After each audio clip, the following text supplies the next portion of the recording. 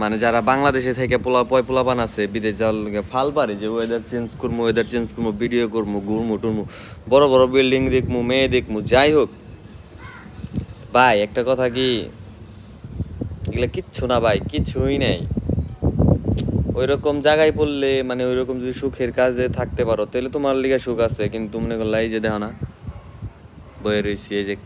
কামের সাইডে বসে আছি এই যেগুলা তৈরি করতে হয় অপরন্ত মানুষ ঠাড়া পোড়া রোদ্রের মধ্যে কাজ করতেছে দেখলে খুব মায়া লাগে ভাই মানে বিদেশের বাড়ি কিরকম না এলেও 30-31 ডিগ্রি রোদ আছে কথাগুলো একটু মনোযোগ দিয়ে শোনো আর ভিডিওটা যদি পারো সবাই শেয়ার করে দাও যারা বিদেশে আবার চাইতেছো ভাই বিদেশে আর কোনো প্রয়োজন নাই কোনো প্রয়োজনই নাই তোমরা পারলে বাংলাদেশে থেকে তোমরা 3-4 লাখ টাকা দিয়ে ফ্যামিলি দিয়ে কোনো একটা বিজনেস করো যে কোনো বিজনেস কাপড়ের বিজনেস ফোনের বিজনেস এভরিথিং যে কোনো বিজনেস কাজ কোনোটা ছোড়ো না ভাই আমি বারবার বলি